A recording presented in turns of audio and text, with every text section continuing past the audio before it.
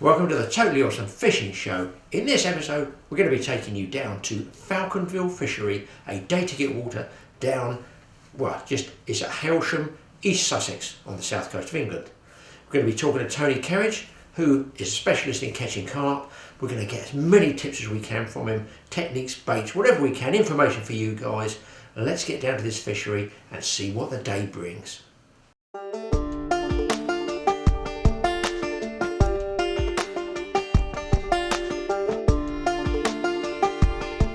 Falconville Fishery is near Hailsham in East Sussex.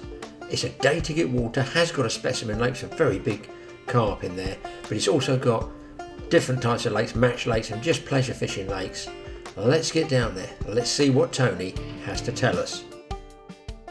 Yeah, Graeme, I just want to run through this rig with you. This is my rig wallet, which is jammed with all types of rigs and different concoctions, but this is one that's quite easy for people to learn, and it's a very nice rig. What it consists of is 12-pound fluorocarbon, small length. This is attached to a safety rig, but basically on here you've got like a bait screw. You can buy these little bait screws, most shops, all available. A couple of little stops each side.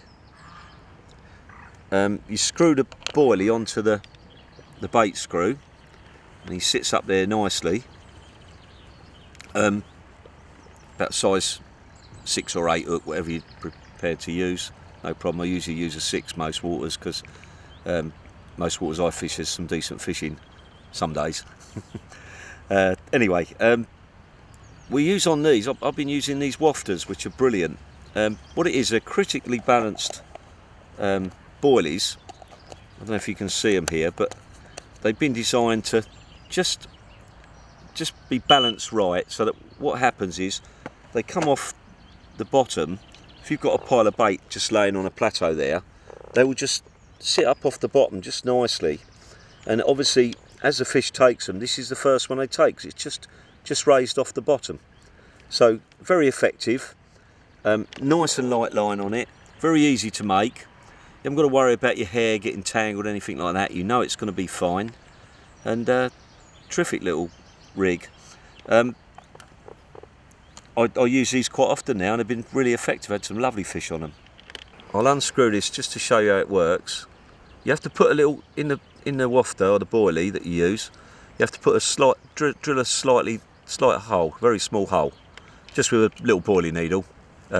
Sorry, a bait needle. Sorry, and then just screw that on there. It never comes off, and it's lovely because, as I say, you've got no risk of that hair tangling up. You know, like quite often, sometimes people worry about their hair getting tangled around the hook and things like that. Well, that's absolutely perfect, as you can see. Absolutely brilliant. This will sit behind the hook in the perfect position, and 9 times out of 10 you'll hook the fish. It's perfectly situated. Yeah, this is the stocking filler, which you load up with your mix. The hook will go into here. I normally go through a couple of times when I'm going to do it, just to make sure just that it's well in there, but don't ever go through that knot at the end, because obviously if it doesn't melt you get a big blob on your hook, which is not very clever. So make sure that's well hooked in there. What will happen as it hits the water, after a few minutes this will dissolve, and what I've found is if you make the bags a little bit looser, it'll dissolve in a nice little plateau, whereas sometimes a lot of people make them really hard, as seen in most videos, and this is okay, but they tend to, sometimes they don't sort of dissolve right, and you might end up with a blob there next to your bait or something. Because I find if we make I make the bags a bit lighter and a bit sort of with a bit more space, and they tend to just lay a bit better. But that's only my opinion. Everyone's got their own opinion, of course. The other thing is when this dissolves, you'll find your wafter and your hook just lays just above it, and of course it's the first bait they take, so it's very good. And I'll show you the bait now, what it consists of. This has got a little bit dry because we've been out in the... I normally make 20 or 30 bags up. Sometimes I'll catapult a few in, because at least you know your bait's going to be compact rather than all over the place, you and me. It's a bit of a waste, I know, but quite often I'll catapult a few in, or maybe if I've got a bait boat, I'll put a few in the bait boat and make sure I get it, because the secret of carp fishing, as far as I'm concerned, is to get things tight.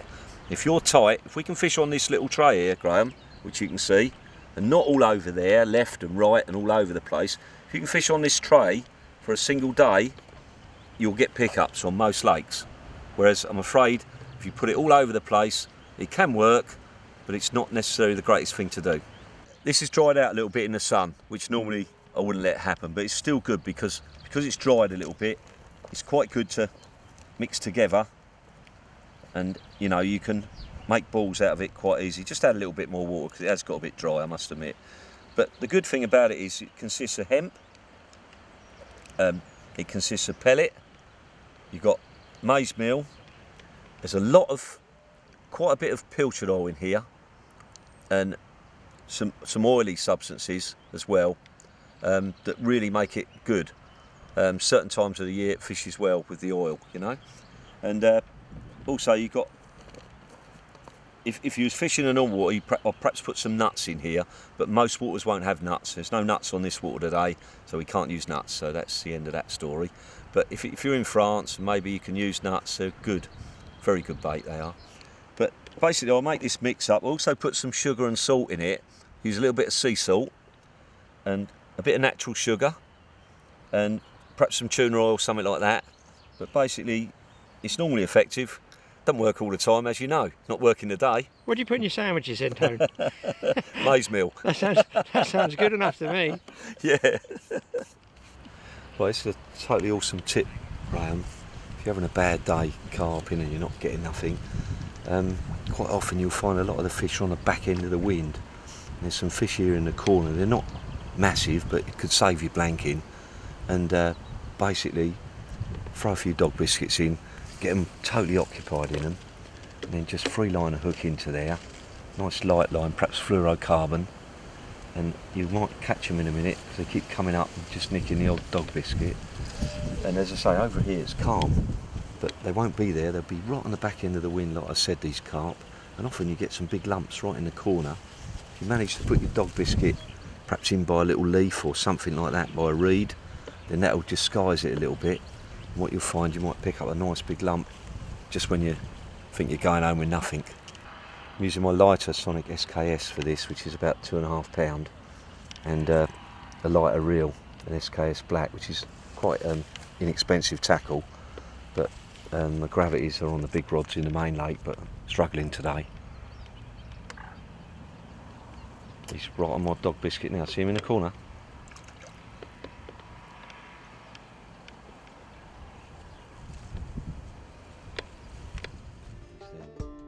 Well, it didn't take long for Tony to get hooked up to a fish on a floater. Yet, it's not a big fish, but like Tony says, it gets you out of a hole when you're having a tough session that could end up with a blank. At least this way, you get to put on a fish or two before you go home. There you go, Graeme. Not very big, but obviously it saved the blank for this morning. And off the top, a floating dog biscuit.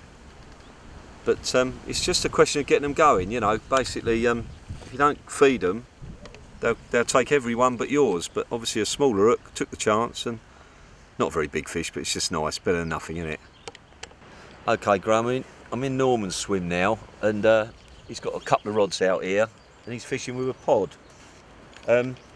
Absolutely brilliant pods. If you can't get your sticks in, so good, because sometimes you can't get the bank sticks in, and they're great. It's a great item, you know. But what I've found myself, I don't use them. If I can get away with not using one, I will.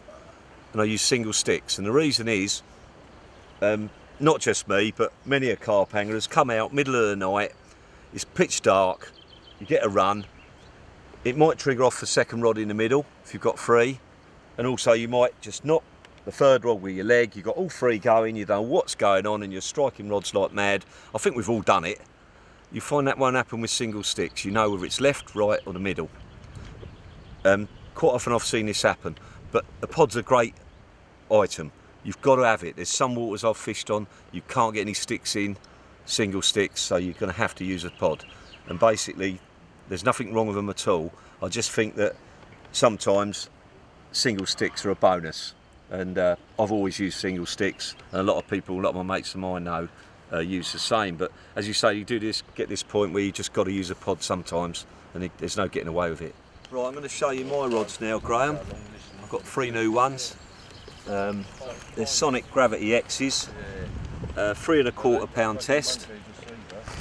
I prefer a cork handle, beautiful. I've only got them today, I'm so pleased. Unfortunately I ain't christened them yet, but they're nice. I've got 3 toolknife reels from Sonic. They hold about 250 of 15 pound line. And I've got lovely setups, stow bobbins from Calder, and no fish, and 3 new alarms. But I don't know, these rods, why I like them, they cast so well. They've got 50mm butt rings on here. I don't know if you can zoom in on the 50mm butt rings, and they cast beautiful. I came over this morning, I'm fishing the far bank over here, and I must admit I've got these new rods and I cast out. I literally didn't put no effort into it at all, and it was quite funny. It went straight over the back fence there, and it was quite embarrassing at about 5 o'clock this morning. I thought, oh my God, but there's no one here. Anyway, I got away with it, managed to get it out of the trees, and second cast I put it exactly by the edge of them reeds there, which was perfect, but unfortunately nothing's happened. Anyway, getting back to me not liking a pod, personally, I find that if you can get in a swim and put your sticks in, I'm fishing one to the corner of this island over here, which is smack on that island, probably about a foot off it, and it's pointed that way if you can see. I've got a nice space between the one in the middle, which is straight out from here, and then the one on the right is on where I put most of the bait, over by that fence, just in them reeds there. So they're well spaced apart, which is good. It enables me to not fall over them, and basically I don't get 2 going off at once and striking the wrong one, like I said with the pod. But you know, other people might contradict me on that. It's up to them. I'd prefer not having a pod myself.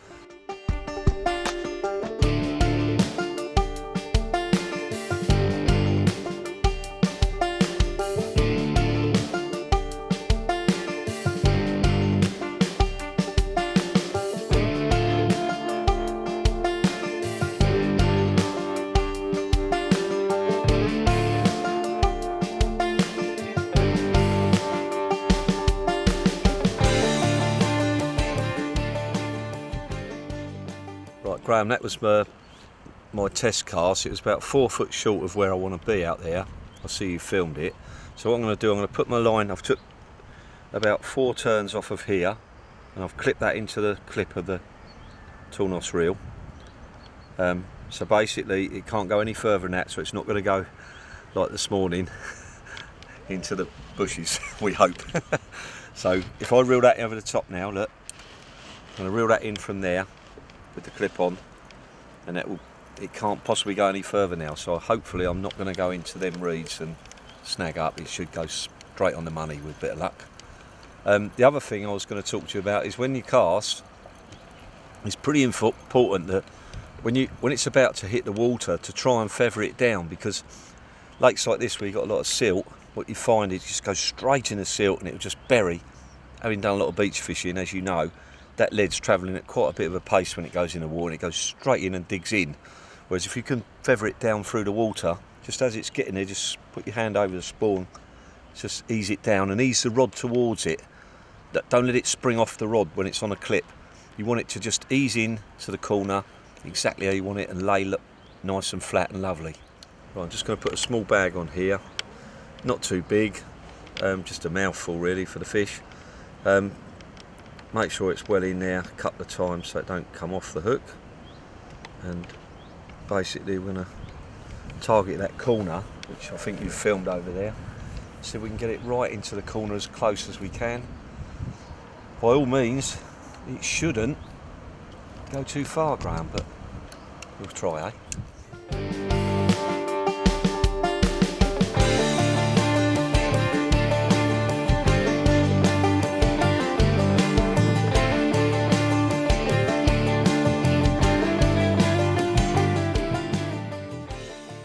It's getting tough today, Graham, and I want to christen these rods. I mean, the only way I can think of doing it is set up this new floater system they've been using on the other lake, catch a few smaller fish, I think. I've given it a real good crack today, but it just don't seem like it's going to happen. Shame, really. Brand new rods, no fish. Well, now we're getting over to the regular day to get water. That's where I thought I could come into my own. I'd actually taken a bucket of soaked mixer biscuits with me for floater fishing. I love floater fishing. I was there to film the other guys, but hey ho, the way it goes with Graeme, if the fish are there, I'm going to try and catch them. I've come over on the, I want to call it beginner's lake, but I call it beginner's lake. What do you call this one then, Tony? I think it's the Graeme Lake. There's floaters, and I'm giving these big carp rods a bit of a go, and I'm very impressed with the nice smooth drag on this and the line on this. Mike's gear, it's not my gear, it's all Mike's gear. Nice of him to lend it to me. And I've got to be fairly honest with you, I did think these rods would be right power poles and crucify the fish, but I don't know if you can see the tip of this. It's like the first 3 rings are going around really nice and tippy, so they're quite absorbing, but a lot of power down the bottom end.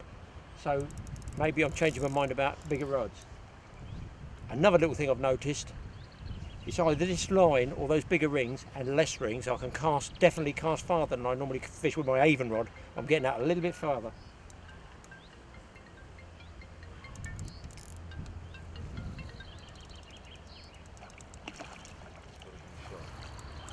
Yeah, it's not a bad little fish, this one. He's got it all ready.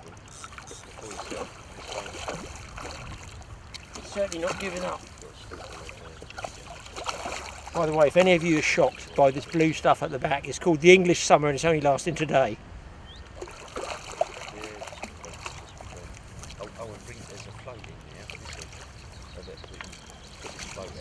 Oh, there we go.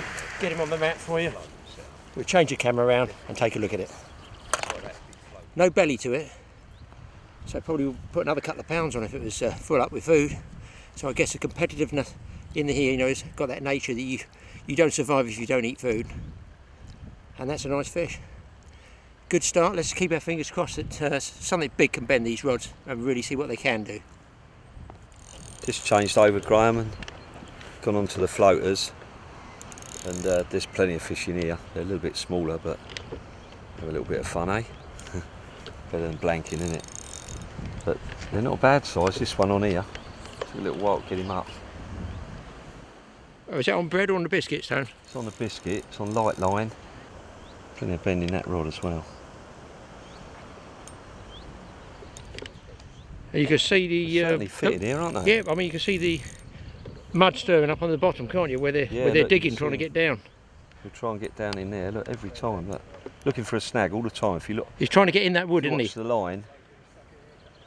I don't know if you can see that line, but I've always found as well, when you get a really big carp, this isn't a huge one, right? They make these circles. Yeah. And sometimes when you get a fish close in and he starts making these circles in front of you, it's normally a good carp, you know, 25 plus. This isn't, but I'm just saying in general. The general rule is, yeah. Something you notice over when they're fishing digging, for years. when they're digging. It's a bit like the grass carp. When you get a grass carp, they run straight towards you and it's chaotic. You can get them in the net straight away, Graeme, these grass carp, and then all of a sudden they hardly fight. Oh really? And we got a method now in France where we'll put the net behind them and lift it. Yeah. They'll break your net and everything. They're absolutely they chaotic. Go mad. Grass carp, yeah. And they do the same thing every time. And then when they're on the bank, they're very in the net quickly, and they almost have a heart attack on the bank. They kind of like go mental. You can't, very hard to photograph and film, because they just keep going mad all the time. And then the quickest thing with a grass carp is get it back pretty quick, because I think they get sort of very stressed out. Yeah, unlike other fish, they get stressed. And they seem to I'm getting stressed watching this fight. The saying is they fight more on the bank than they do on the. I have heard that indeed. You know, on the line. I'll try and give this a bit of stick now because it's not that big. He's boiling up there, isn't he?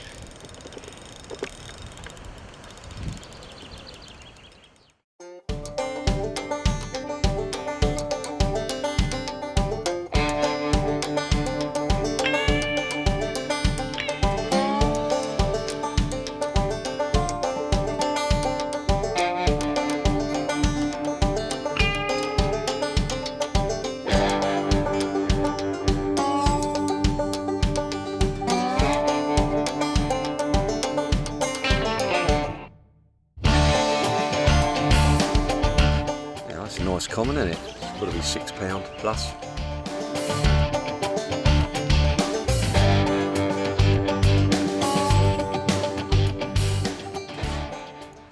thank goodness for the floaters coming up with the goods here, guys.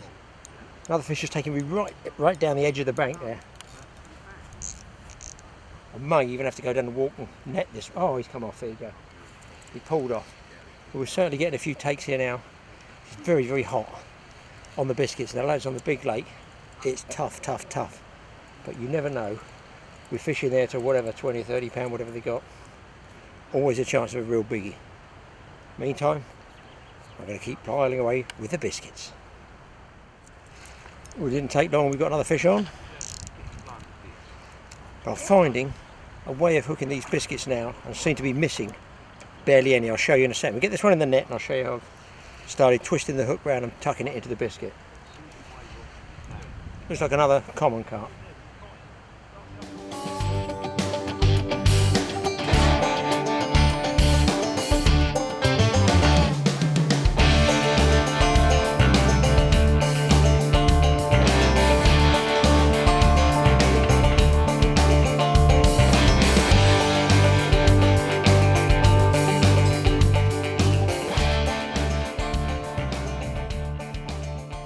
Okay, Graeme, you're getting them on single biscuits in close, but at some waters they're a long way out. This is where this float rig comes in handy. You can cast long distance with it. If you see a fish feeding over the far bank, you can get there. As I said, the idea of it is you have a weight down the bottom, secures it to the bottom. This float will sit up. As you can see this floating about on the top. It looks like strange actually, but there's your dog biscuit. Of course it hangs, if you can picture, this is the water. It hangs on the water like that, okay? So there's no resistance whatsoever.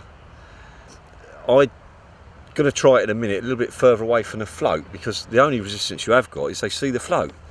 But then sometimes when you're fishing a pellet waggler, they come to the float, so does it really matter with a smaller carp? But, you know, basically, I might try it up here in a minute, just bring that bead up there, fish it a little bit up further like that, away from the float. Just lock it there, you know. Using these special floats, you can cast obviously pretty much as far as you can go with a regular lead as well, because that's what's carrying it out there.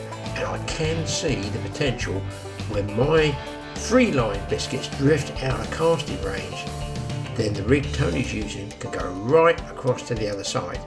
Of course, with something like this, I would personally just walk around the other side and cast out, but there must be situations where it will work long distance.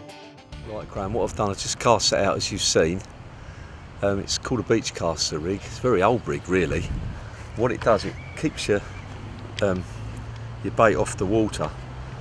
Just about touches the water with no line touching the water, so they have it quite often. As soon as you put it on this tripod type thing, keep the rod rest up high. Get the rod up high, rod tip, set the bait runner, and you can see the float, and just look for a bit of movement around it. But what they normally do, they absolutely take it viciously, because there's no resistance really. If you can imagine, you've got the float, it's got a long piece on the top, and you've got a small fluorocarbon piece of line, and basically just that dog biscuit or bread or whatever is just that touching the line. So as you know, these fish, they won't have the one with the hook in all the time. But it's a lot more finesse, and if you feed it well, the secret of carping is feeding. If you get a load of bait in there, you're going to catch loads of fish. You know, especially on the top, you can't put enough out really. Floaters, you just get them preoccupied with it, and then they'll even take the one with the hook in, because they get into like a frenzy like mullet, you know. But it's quite interesting.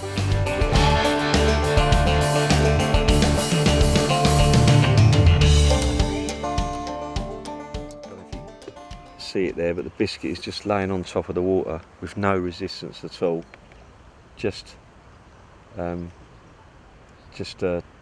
fluorocarbon line, about a size 8 hook. And there's nothing really to spook the fish really, apart from the float, obviously.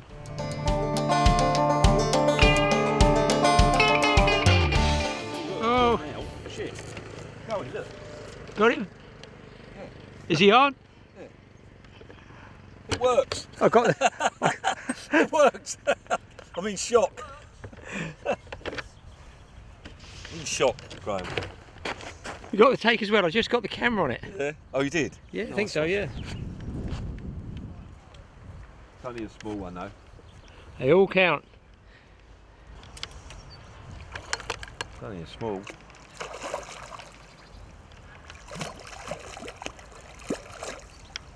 Don't let me float. There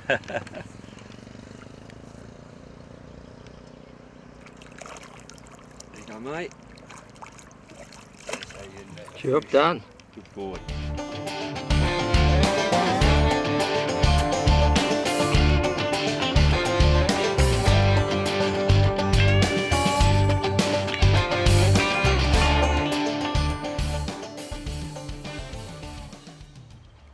And what was the bite? What was the take like? Tell us what it was like. Was it... The rod tip just went and the rod took up the ground. Oh really? So Yeah, it did literally hook itself then, yeah? I was a bit worried because he's got a size 10 hook on there, and Yeah. I was wondering whether they were taking it and just sucking it off the hook. Pulling the bait off. Yeah, it's turned out brilliant. And then what did you do just now? You told me you made a little tip you did there. Totally awesome tip. You doing something with the biscuits? What I've done, I left them out in the sun to dry a bit, Yeah. so they've got a crust on them, and where they're wet in the bucket, I Too think soft. The fish are just sucking them. Yes, sucking them off. Where you've got a nice crust on it, it works out. Keeps on the hook better. Yeah, keeps on the hook better, I think so. Plus I'll push the hook right through it. Yes, yes. You Like, might, like you do with a bit of crust. in and out the other side. Yeah. Well, he's going well, isn't he? Yeah.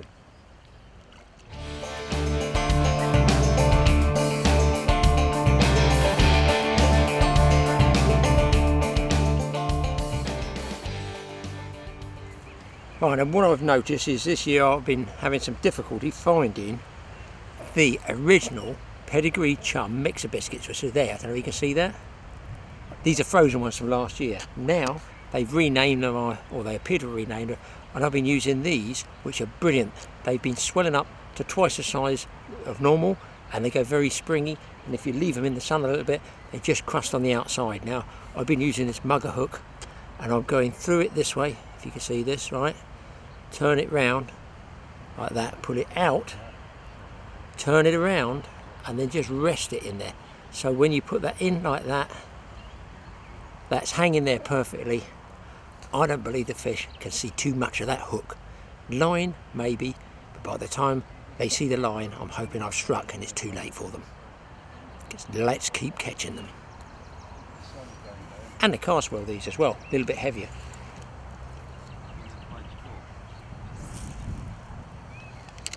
Is it a common, Graham? This is a float Tony made me use out there. I don't know if you can see it going across the surface. He told me to branch out in the sport. He said, Graeme, you've got to branch out. But of course, I didn't twig it at the time. Watch me lose this fish now, and I think it's the biggest one of the day. Is it a common? Yeah. Common as muck, yeah. I love this side. Are you doing it? Yeah, if you come in, do it for us, yeah. Just so we don't steal that. Right, Colin's gonna net it with a bit of luck. Well, the twig's off anyway, that's one thing. Good. Two no, twigs. got another one.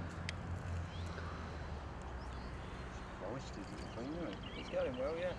You've seen it as a common anyway, so. Oh.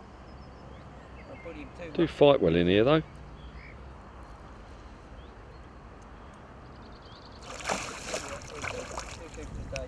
He'll do for a day. He's in. Thank you. Nice one, Graham. I'm sure that's a bit larger, yes? Yeah, 4 million biscuits that took to catch that one. Brilliant. That's the fish of the day, that. A long day. Nice one, Graham.